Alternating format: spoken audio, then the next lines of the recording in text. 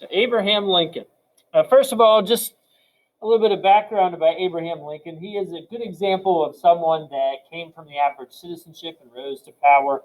He came from humble beginnings, as you know, losing a mother earlier on in his life. His father struggled, of course, to stay economically ahead, and they moved from state to state.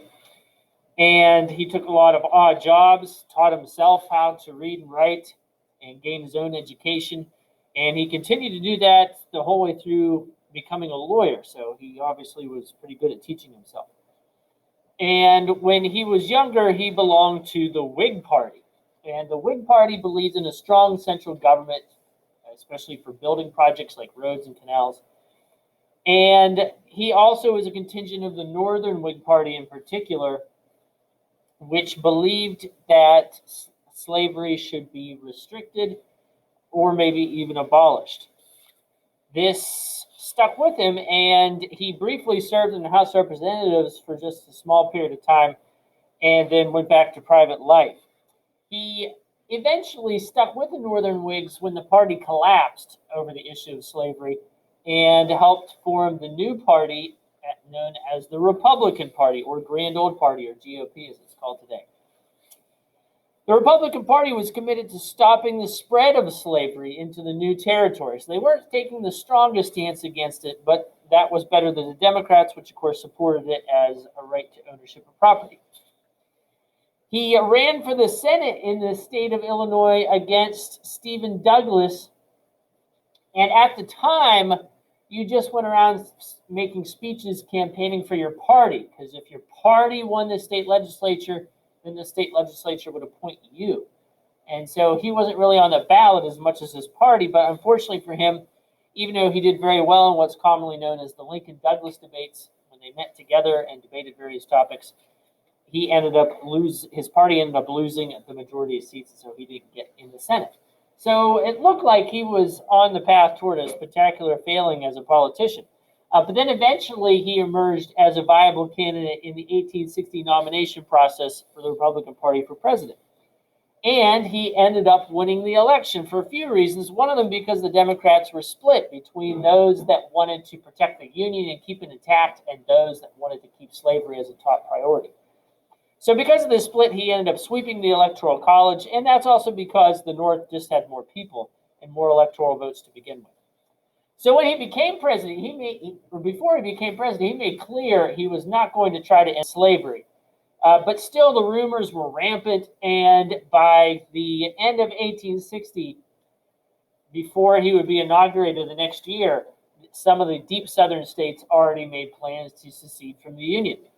Of course, the current president, one of our weakest, James Buchanan, refused to do anything about that. So when Lincoln inherited the office, he already had some states in the Deep South that were seceding. He ordered the United States Army to stand their ground and keep all their bases in the South, including Fort Sumter. But the Southerners, of course, knew this would be an advantageous military point, and they had munitions and other supplies, so they decided to attack.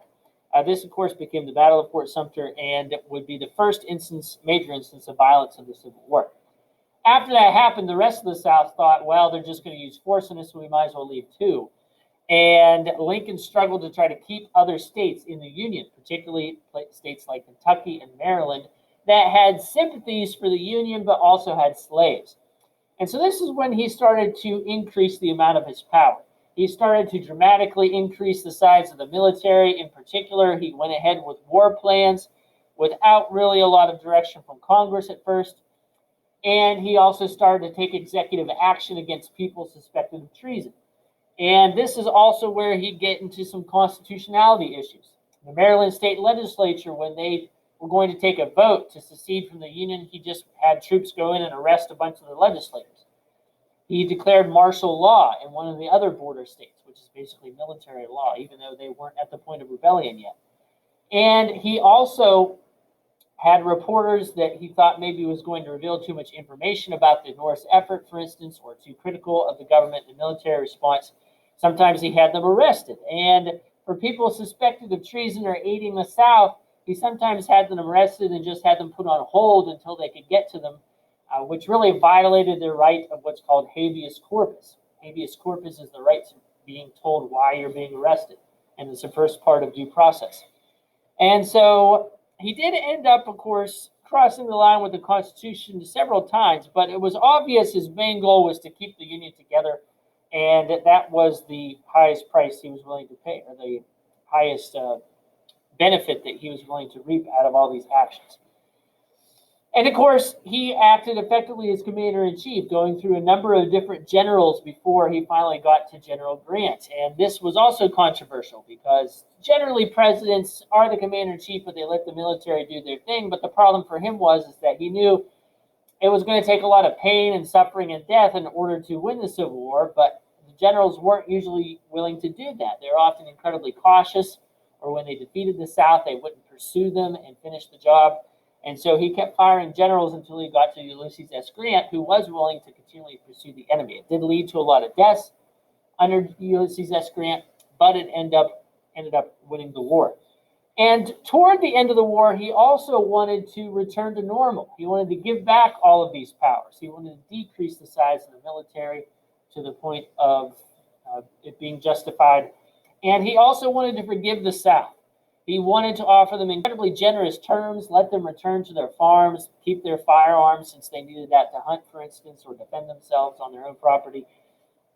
And he also wanted the southern states to come back in so they could participate, for instance, in ratifying some of the new constitutional amendments like the 13th, which would abolish slavery. So even though he had led the country through this long, hard war, it showed that he was willing to give back his powers, and he was also willing to forgive people that had committed treason against the United States.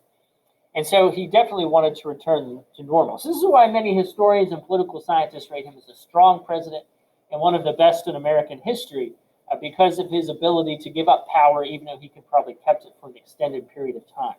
And the reason why that is because the Republican Party was really the overwhelming majority party. Since the South had most of the Democrats and they seceded, as the head of the party, he could have gotten whatever he wanted, but toward the end of the war, he was willing to set that aside.